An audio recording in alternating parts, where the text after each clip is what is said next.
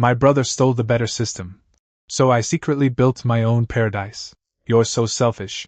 Lu Jing stood in front of me. Eyes red, body covered in mud dried from rain. His voice full of fury. His fists were clenched. His chest heaving. Every word sharp as ice. If you had just used the enlargement system to multiply food, Sun Yanning's family wouldn't have starved to death. We could have saved all of them, but you refused. You let them die. I was collapsed by the railing, too weak to move, staring at the brother I had raised since childhood. My chest ached like something heavy kept grinding against it. Our parents died early. I dropped out of school to work, spent most of my money on him.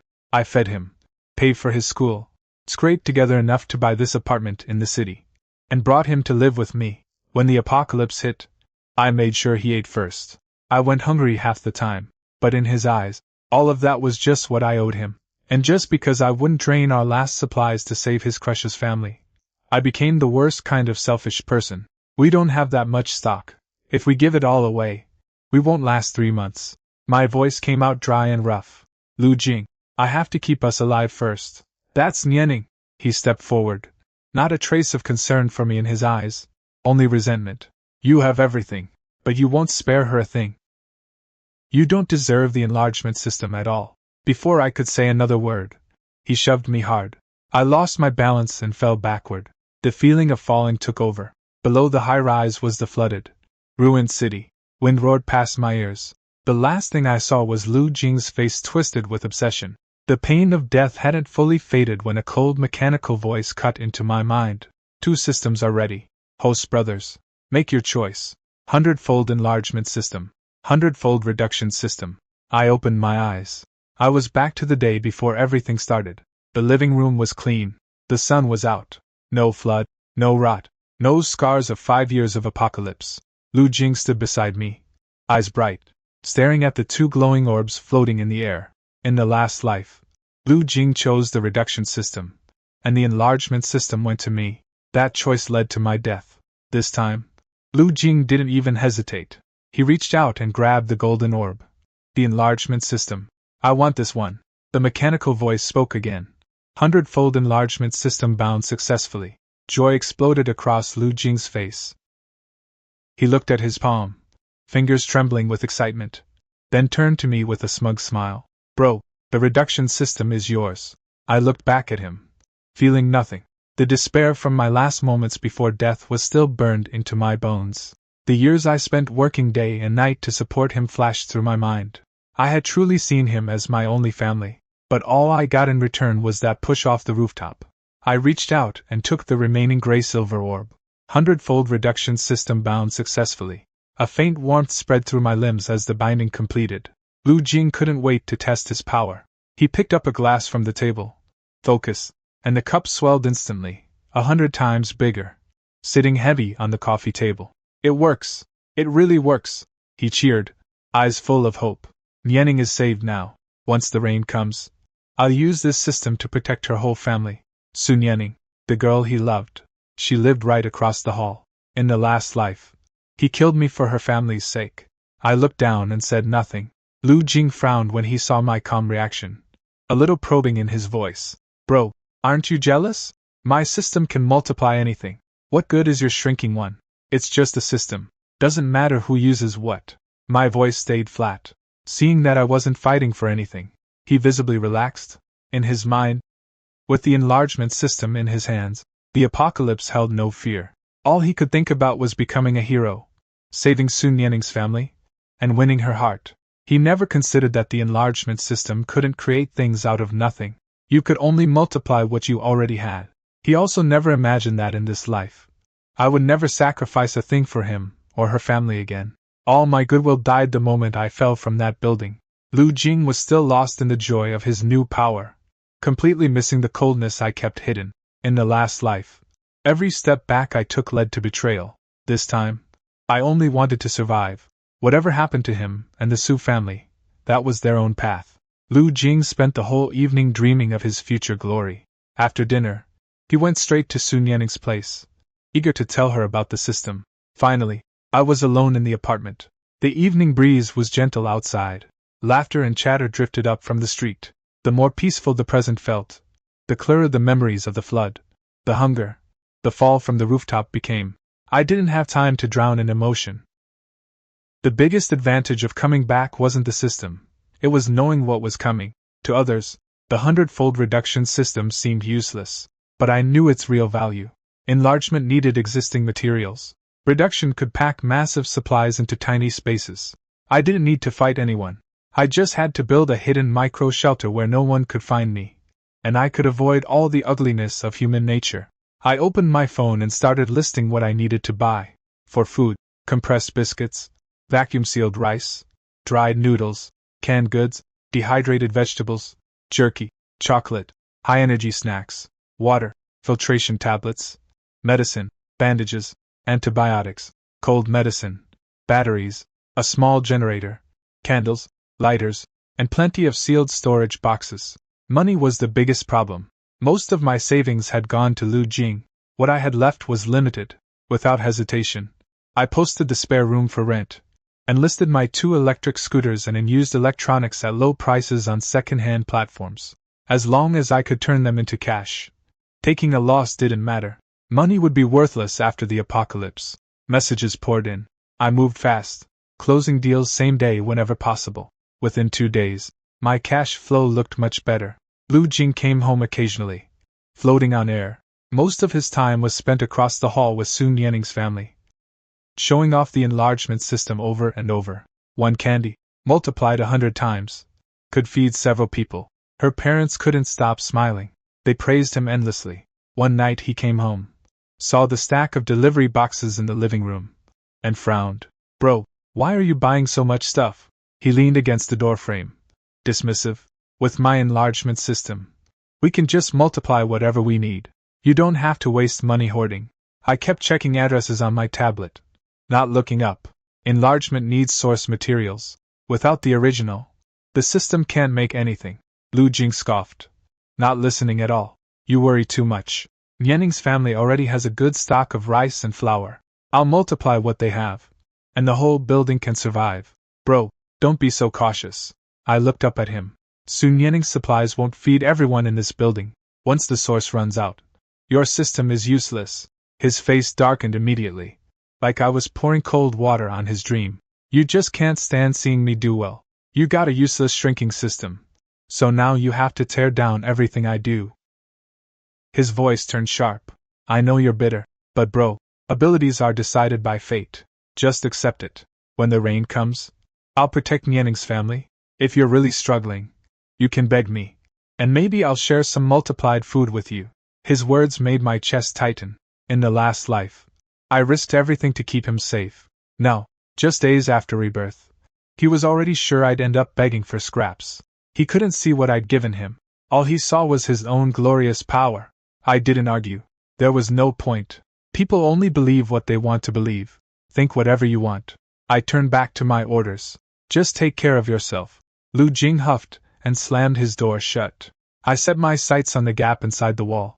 When this apartment was renovated, the master bedroom closet had a hollow cavity behind it, hidden, easy to miss, perfect for a shrunken version of me. I ordered custom ceiling panels, micro-lighting, and small ventilation equipment.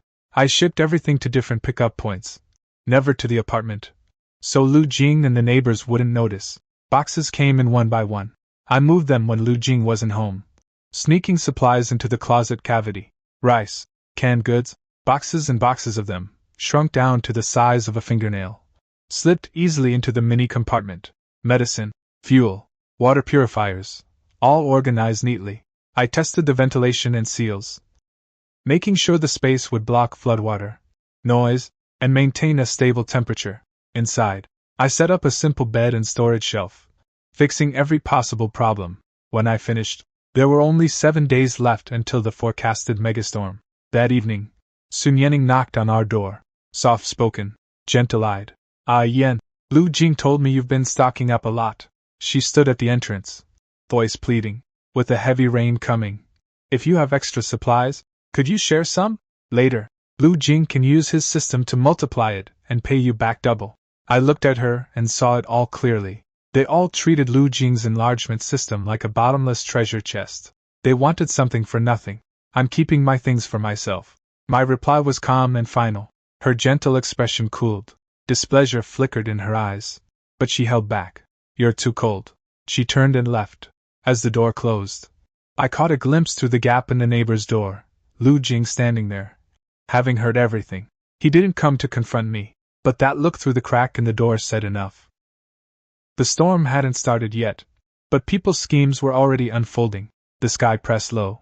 3 days of red-level storm warnings came through on the weather app. Panic started spreading through the city. Supermarket shelves emptied fast. Some people scrambled to stock up. Others still didn't take it seriously, thinking it was just another rainy season. Lu Jing spent almost all his time at Sun Yaning's place. He used the enlargement system to process small items for her neighbors. A tiny piece of soap became 100 times bigger. A pinch of salt turned into a whole pile. Neighbors praised him endlessly.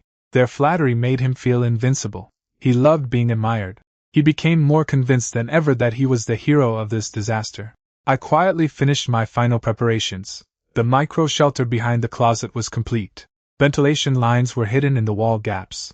Waterproof panels sealed every side. The supplies inside were stacked neatly on tiny shelves, enough to last me years. I checked the seals again. Even if floodwater filled the apartment, it wouldn't get into this space. 1 day remained before the storm hit. Lu Jing came home that evening, smelling of cooking smoke, still buzzing from all the attention. He dropped onto the sofa, grabbed a bottle of water, and casually enlarged it. A huge container now sat on the floor. "Bro, several families downstairs came to me today." He crossed his legs. "Smug. When the rain comes and supplies run low. As long as people have something to start with, I can get them through." Yanning said that after this is over, the whole building will remember what I did. I was checking my portable communicator, not looking up. "You're using other people's existing supplies. Each piece you multiply is 1 piece less. Once they're gone, that's it." His excitement deflated like I'd thrown ice water on him. His brows snapped together. "Can you stop raining on my parade?" He leaned forward, irritation in his voice. "Everyone appreciates me except you. You can never stand to see me succeed. Yanning's family has plenty saved up, and neighbors will bring more. How could we ever run out? They bring things because they expect you to multiply them and give back more." I set down my device and met his eyes. "Multiply 1 portion of rice 100 times. Give it to 100 families. Everyone gets 1 portion. Nothing is left. They're not thinking about your long-term survival." Lu Jing wouldn't hear it. He was sure I was just jealous. "The truth is, you got the useless shrinking system and you're bitter about it." He smirked. "I know you've been hoarding stuff. How about this? You hand over your supplies as source material. I'll multiply them, and I'll protect you and Yanning's family. We all survive together. Isn't that better?" There it was. After all that circling, his real goal was the stockpile I'd built with my own hands. In the last life, I softened over family ties, gave in again and again, and ended up dead. This time, he was still trying to use that bond to drain me dry. "Not happening," I answered without a sliver of room for negotiation. "These supplies are my lifeline. I'm not giving them to anyone." Lu Jing's face went cold. "So you're really that selfish?" His voice rose. "We're brothers. So many people out there need help. Yanning is counting on me, and you're sitting on a mountain of supplies, hiding in your shell? Being brothers doesn't mean I give my life for your hero fantasies." I met his gaze evenly. "After Mom and Dad died, I worked to support you through school. I've done my part. From here on, we each survive on our own." That hit a nerve. He probably never expected me, the one who always gave in, to say something so final. His lips moved, chest heaving, anger burning in his eyes, but he had no comeback. Everything I'd done for him was real. He couldn't deny it. After a long pause, he gritted his teeth. "Fine. I misjudged you." He stood, his gaze turning distant. "When the flood traps us here and your little stash runs dry, don't you dare come crawling to me." He stormed out and went straight to Sun Yanning's place. The living room fell silent. I knew from that moment on, whatever brotherly bond remained was gone. In his eyes, I had become a cold, selfish person who only cared about himself. Late that night, I erased all traces of my work. The apartment looked normal. Lived in. Even if floodwater came in and people searched, they'd never guess there was a micro-shelter hidden behind the closet. I sat on the floor and did one last check on my communication device.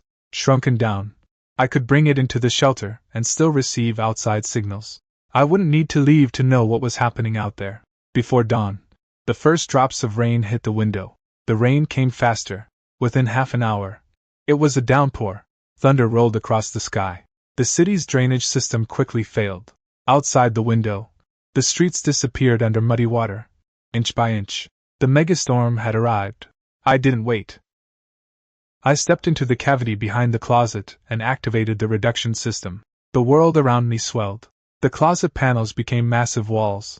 I sealed the inner hatch, blocking out water, noise, and the world about to fall apart. Muffled shouts filtered through the layers of board. All the suffering, the scrambling, the tearing apart of human nature, none of it was mine anymore. The flood rose fast. Inside the shelter, the light was warm, supplies were abundant, the temperature stayed stable. Outside was chaos. Here was peace. For more than 20 days. The rain didn't stop. The first floor was swallowed completely. The building became an island in a sea of floodwater. Drinking water and food started running low. Panic spread through the residence. Lu Jing became the center of attention. Using the rice and oil the Su family had stored, he kept enlarging things. A handful of rice became enough for a dozen families. A small piece of cured meat could feed several households. People who got supplies thanked him profusely, calling him Mr. Lu. Their flattery came through clearly on my radio. Sun Yanning's family lived comfortably because of Lu Jing. Her mother went around telling neighbors how much they'd sacrificed, complaining that their supplies were being used up. But the pride on her face was impossible to miss. If it weren't for our Yanning, Lu Jing wouldn't be helping everyone at all. I heard that line so many times. Lu Jing soaked in all the admiration, using his system without restraint. Neighbors learned the game fast. They brought whatever scraps they had, candy, salt, crumbs, and begged him to multiply them. Everyone took. Almost no one thought about what happened when the source materials ran out. One day, an argument crackled through the intercom. Sun Yanning and Lu Jing were fighting. The flour is almost gone. We can't keep giving the last 2 bags of rice to those people downstairs. Sun Yanning's voice was sharp with worry. If we keep this up, we'll have nothing left for ourselves. Lu Jing's voice was strained, still defensive. But several families downstairs have already run out. They're begging me. If I stop now, everyone will turn on us. Yanning, just hold on a little longer. Maybe supplies will float in from somewhere. Float in? With the flood this bad, where would supplies come from? Her father cut in, cold and firm. Lu Jing, we only took you in because you had the system. You need to get your priorities straight. First, you protect this family. Not strangers in the building. That hit Lu Jing like ice water. For the first time, maybe, he realized he wasn't truly part of this family. He was just a tool they could use. But he couldn't let go of his savior image. He couldn't admit his failure to Sun Yanning. I know, he said, tired. I'll cut back on helping others. We come first. But once you open that door, you can't just close it. Within days, neighbors noticed he was refusing requests. Resentment flared fast. Curses and pleading mixed together over the intercom. Banging at the Su family's door grew relentless. Lu Jing, you can't let us die. You helped before. Why stop now? You have this amazing system. Just do a little, and we all survive. I sat at my micro table, chewing a piece of compressed biscuit, listening to the farce unfold. I had warned him about all of this, but back then, he was blinded by love and praise. He heard none of it. He thought having the enlargement system meant endless hope. But in the end, it was just an amplifier, not a creator. When the source ran out, everything collapsed. Another 10 days passed. Then came the breaking point. The last bag of rice at Sun Yanning's place was multiplied and used up. There was no more food, no canned goods, no dried goods, nothing. Through the intercom came Sun Yanning's mother screaming. Nothing left. There's no food in the house. Lu Jing, think of something. Your system is supposed to be so powerful. Lu Jing's voice shook with panic. No source. No materials. The system can't do anything without them. Silence fell over the hallway. Then came the explosion of rage. Everyone finally realized the endless supply had run dry. The all-powerful Lu Jing had nothing left to give. Neighbors who once thanked him turned vicious in an instant. Curses and threats hammered against the Su family's door. Give us the food. You're hiding things. You used our stuff to multiply. Now you want to bail? The pounding and shouting came muffled through the walls. Inside the shelter, I was safe from the flood, the hunger, the violence. The same despair I'd suffered in my last life now fell on Lu Jing. I hadn't done this to him. I just chose to look away. I wasn't going to save someone who had already killed me. Not long after, a phone rang over the intercom. It was my phone. I had shrunk my phone and brought it into the shelter. The ringing echoed in the small space. He was finally thinking of me, his brother. The phone vibrated nonstop, sharp rings filling the sealed compartment. I didn't answer. Outside, the chaos continued. Heavy fists pounded on doors. The dull thuds traveled through the walls. In the middle of that madness, Lu Jing kept dialing my number. Each unanswered call only made his panic worse. After more than a dozen missed calls, he switched to voice messages. The signal was broken by the storm, his voice crackling, but the desperation was clear. Bro, pick up. Please pick up. The building's out of food. The source is gone. The system is useless. I know you stockpiled supplies. Please save me. I scrolled through the messages, read them all, and sent no reply. Another message came. This time, anger bled through the fear. Don't pretend you're not there. You're hiding in that apartment. I know you're prepared. You can't be this heartless. We're brothers. My finger hovered over the call button. Finally, I answered. His ragged breathing exploded from the speaker, mixed with shouting from the hallway. Ah, Yen! You finally picked up. He was almost screaming. Get your supplies out here. You're the only one who can save me. And Yenning's family. These people have gone crazy. If we don't get food soon, they'll break in and kill us all. My supplies are for me. My voice was flat. No emotion. But I'm your brother. His voice shot up, frantic. You've always given me everything since we were kids. If you just shared your source materials from the start, I wouldn't be in this mess. I let out a quiet laugh. Cold and light. I've always had to give you everything? Slowly, deliberately, I spoke. Mom and Dad died. I dropped out at 18. Worked in factories. Sent most of my money to you. I saved and scraped to buy this apartment. Brought you here to live with me. In the last life, when the apocalypse hit, I held the enlargement system. Made sure you ate first. And went hungry myself. And what did I get? After the rain stopped, you pushed me off that rooftop. The other end went completely silent. Maybe he'd been trying to forget that past life, but I ripped the memory open and laid it in front of him. That was another life, he stammered, voice shaking. I was out of my mind then. It was my fault. I'm sorry. Okay? In this life, I haven't done anything yet. You can't condemn me for something that hasn't happened. You haven't done anything? My voice turned cold. Before the storm hit, you came to me demanding my stockpile, so you could use it to impress Sun Yanning. When I refused, you went around telling everyone I was a selfish monster who let people die. Half the building already thinks I'm hiding a mountain of food. In the background, Sun Yanning's voice called out, urging Lu Jing to find a way. He was trapped, neighbors closing in on one side, me refusing to budge on the other, and the girl he loved waiting for salvation. His confidence shattered. His voice cracked with tears. Bro, please, just give me some. I'll do anything you say. I'll never fight with you again. Yanning is still here. She doesn't deserve to die like this. Sun Yanning's life is not my problem. I gave him no room. You chose to protect her family. You chose to use the enlargement system for them. That was your decision. So you'll just watch me die? His voice trembled. On that rooftop, you watched me fall. He had nothing to say to that. He couldn't find words to argue. The chain of family ties couldn't hold me anymore. He thought blood would always be his safety net.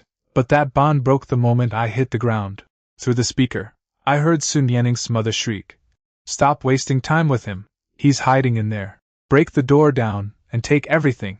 Then came the sound of dragging and scuffling. Don't. That's my brother's room. Lu Jing tried to stop them, but his voice was weak. Who cares about your brother now? We're all starving. I sat there, separated by one wall and the sealed hatch of my shelter, listening to the chaos. I could picture it clearly, the hunger stripping away everyone's dignity. The neighborly kindness erased in an instant. They wouldn't find my hiding spot. They'd tear apart every corner of that apartment. But nothing would turn up. Lu Jing yelled into the phone again. Ah, Yen! They're breaking in. Are you really going to let us die? I'm not saving you. I ended the call and blocked all incoming messages. The pleas, the anger, the threats, all cut off. I picked up my cup of warm water and took a sip. I didn't create this disaster. I didn't trap Lu Jing or take away his chance to survive. He burned through every resource himself, blinded by pride and love. I just refused to repeat my sacrifice. I refused to save someone who had already killed me. Inside the shelter, the light was steady, the ventilation hummed softly, supplies were plentiful. I had everything I needed. Outside, the pounding went on and on. I felt nothing. The banging lasted a long time. The starving survivors broke into the apartment and tore it apart. Furniture overturned, drawers yanked open, mattresses slashed, floorboards pried up. They searched every room, every corner, but never found me. I was hidden inside the wall cavity, in a shrunken world. Through the radio, I heard their footsteps, their curses, the crash of broken objects. There's nothing here. Where did all his hoarded stuff go? Lu Jing said his brother had a huge stockpile. Did he move it somewhere before the flood? Their anger turned on Lu Jing. He had been the one to spread the rumor about my supplies. He led them to this apartment with empty promises. Now they found nothing, and that hunger-fueled rage poured onto the man they once praised. You lied to us, a man growled. You made us chase shadows. It's not a lie. He really did stock up. Lu Jing's voice was frantic. I don't know where it went. He must have hidden it somewhere else. Where? The flood's been surrounding us for weeks. How could he have moved anything out? I heard the dull thud of fists hitting flesh. Lu Jing's grunt of pain came through clearly. The admiration he once had was gone. All that remained was blind fury. I sat in my tiny shelter, fingertips pressed against the cold wall, listening. Sun Yenning's family stayed at the back of the crowd. No one stepped forward to speak for him. They had eaten the best while his system worked. Now that he was useless, they wanted no part of him. Her father spoke, cold and calculated. At the end of the day, Lu Jing exaggerated the system's power and misled everyone. Our own supplies have been drained too. We're victims here as well. Lu Jing, bruised and gasping. Couldn't believe it. Uncle, Nianing, how can you say that? I've been using my supplies to keep you alive all this time. Sun Yenning's voice came back flat. No warmth left. Lu Jing, you offered to help. No one forced you. You overestimated your system. You can't blame us for the outcome. That cut deeper than any fist. He had spent everything, all his materials, all his dignity, all his hope, to win this girl's heart. And when it mattered most, she cut him loose like he was nothing. The crowd drifted away. No food here. No reason to stay. They left Lu Jing on the floor. Nobody cared. The Su family retreated behind their own door. The click of the lock was cold and final. Lu Jing was alone in the hallway. No food. No water. The enlargement system was useless without source materials. The flood trapped him in this building. He couldn't escape. He couldn't get into Sun Yenning's home. Over the next few days, the radio picked up bits of his movement. He curled up in the hallway corner, weakly pounding on the Su family's door, begging, reminding them of everything he'd done. No answer from inside. Sometimes a neighbor passed by and glanced at him with cold eyes. No one offered a bite of food to a man with nothing left to give. He tried calling me again and again. I blocked his number. I could hear him leaning against my apartment door, mumbling to himself, sometimes angry, sometimes regretful, some curses, some apologies. I shouldn't have pushed you off. Bro, I know I was wrong. Please come out. I just wanted to protect Nianing. I didn't think it would end like this. The apologies came too late. When I fell from that building in the last life, no one heard my pleas. The pain of that death was burned into me. A few sorries couldn't erase it. I wouldn't step out. The moment I did, my supplies would be taken, and I'd die all over again. Inside the shelter, I kept my routine. I ate. I drank. I checked the ventilation and power. Outside, the flood, the starvation, the cruelty carried on. I had a clear view of Lu Jing walking toward his end. This was what I wanted. Not killing with my own hands, but making him feel every bit of the despair I had once felt. The girl he loved abandoned him. The people who praised him turned their backs. Everything he gave so freely came to nothing. He was trapped, helpless, with no one left to turn to. Days passed. His voice grew weaker. Sometimes I heard a painful cough. Then long silence. The rain kept falling against the walls. I don't know what he thought in his final moments, regret or hatred, but I knew this. Lu Jing's story had ended. After Lu Jing went silent, the chaos in the building didn't stop. Hunger stripped away every last shred of decency. With him gone, the survivors' greed didn't disappear. The Su family had secretly kept a small stash of canned goods. Word got out. Whispers spread through the radio. Lu Jing gave them the most help. There's no way they don't have anything left. No wonder they kicked him out so easily. They were hiding food. Resentment grew like weeds. The flood still trapped them. No rescue. No supplies. Every bite of food meant another day alive. The fear of Lu Jing was gone. That shield had vanished. One night, noise erupted in the hallway. A crowd gathered at Sun Yanning's door, pounding, shouting, demanding they share what they'd hidden. Stop hiding. We know you still have food. Everyone is starving. Why should your family get to live? Sun Yanning's father shouted back from behind the door. This is our own food. Why should we share it? Lu Jing used up most of our stock. This little bit is all we have left to survive. Those words meant nothing to people driven mad by hunger. The rage that had been building for weeks exploded. The doors splintered under the constant pounding. I sat in my shelter, listening to it all. The Su family had drained Lu Jing like a racehorse, tossed him aside when he was empty, and thought they could quietly keep what little they had left. They underestimated what desperate people would do. They enjoyed the system's benefits. Now they faced what came after. The door burst open. Screaming, shoving, the crash of breaking dishes. Sun Yanning's voice rose in a shriek. Her mother wailed. The crowd roared. Then the noise faded. A few weak cries. Then silence. The hallway went quiet. I turned off the radio. Only the steady hum of the ventilation remained. The rain kept falling, day after day. I stayed inside my micro-shelter. I ate on schedule. I checked my equipment. I counted my supplies. Water, food, medicine. Enough to last. No hunger. No fear of neighbors. No betrayal. The two people I gave everything to in my last life. One died in that hallway. Alone. The other's family was torn apart by the mob. I didn't kill anyone. I just kept myself alive. In the last life, I gave and gave, sacrificed and sacrificed, and ended up pushed off a rooftop. In this life, I didn't scheme. I didn't manipulate.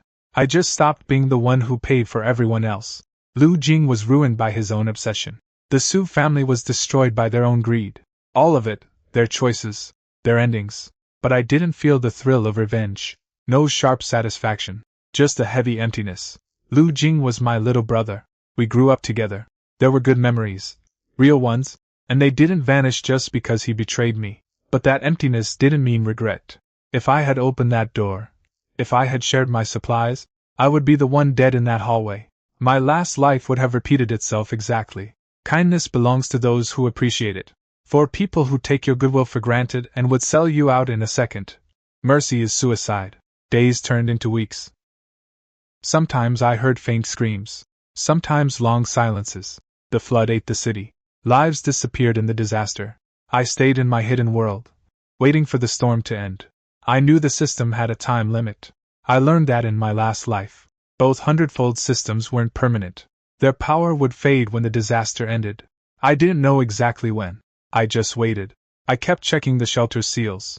Made sure that when I returned to normal size, I wouldn't be stuck inside the wall. I had a plan. When the time came, I'd break out myself. Outside, the rain was beginning to let up. Years of downpour slowly eased. The constant drumming of water faded to a trickle. The heavy clouds parted. A sliver of sunlight fell through the window into the ruined apartment. The moment the light hit, a voice echoed in my mind. The system was gone. Hundredfold reduction system time limit reached. Ability deactivated. A pulling sensation ran through my whole body. My bones and skin expanded back to normal size. I had left enough space. I wasn't trapped. But the small cavity now felt tight around me. The sealed panels groaned under pressure. I raised my hands and pushed hard against the board in front of me. Bolts loosened. Panels cracked and fell. Dust rained down. I stepped out of the closet cavity and onto the living room floor. Years of hiding were over. The apartment was wrecked. Tables overturned. Cabinets broken open. Shattered glass and mud everywhere. Black water stains marked the walls where the flood had reached. The air was thick with damp rot, the aftermath of disaster. The supplies I had shrunk all returned to their original size, filling the gap behind the closet. Rice, canned goods, medicine, stacked neatly. Everything I had bet everything on. I walked to the front door and pulled it open. The hallway stretched out in front of me. Dried mud, scattered clothes, broken furniture. In the corner, near the turn, Lu Jing's remains lay still. I stood and looked for a moment. No hatred. No pity. That person was gone. No more arguments. No more apologies. Sun Yanning's door hung crooked and broken. Inside was wreckage. No laughter. No chatter. Most of the building's residents were dead. A few survivors huddled in empty rooms. Hollow-eyed and weak. Someone noticed me. They remembered. Lu Jing had told everyone his brother had stockpiled supplies. Now here I was. Alive. And behind me, a mountain of food. A few pairs of eyes lit up with greed and envy. 2 or 3 people shuffled toward me. You survived. A man covered in filth spoke. His voice rough. Eyes locked on the supplies behind me. You've been hiding all that. A woman swallowed hard. Her tone turning demanding. Everyone else is nearly dead. You can't keep all that to yourself. Share it. Same old line. I had been through the fall. I had survived years alone in hiding. I knew that kind of guilt-tripping by heart. Lu Jing had been eaten alive by that logic, by duty, by expectations, by the approval of others. I wasn't about to make the same mistake. I pulled a steel crowbar from my waist. The cold weight was solid in my hand. These supplies cost me everything I had. My voice wasn't loud, but it carried. When the flood hit, no one helped me. No one shared the risk. Now that it's over, don't talk to me about sharing. You're so selfish, the man hissed.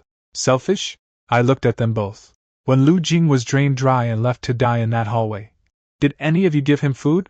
When the Su family was torn apart, did anyone step up for justice? But now you see supplies, and suddenly it's all we're in this together? They had nothing to say. They knew I had survived the whole storm alone. I wasn't someone they could push around. The crowbar was in my hand. My stance was clear. If they wanted to fight, they were too starved and weak to win. They exchanged glances and backed off. No one dared to attack. I turned and went back inside. I pulled the broken door shut and jammed a heavy cabinet against it. The noise stopped. Sunlight fell through the dusty window into the ruined room. In my last life, I gave everything and died for it. In this life, I didn't harm anyone. I just held my ground. And I lived. Lu Jing's obsession, the Su family's schemes, the entire building's greed, all buried under the flood. It wasn't a glorious revenge. It was just me breaking free from the chains that had bound me my whole life. The past was finally over. The apocalypse wasn't done. Outside was a broken world, uncertain and dangerous, but at least I was still alive.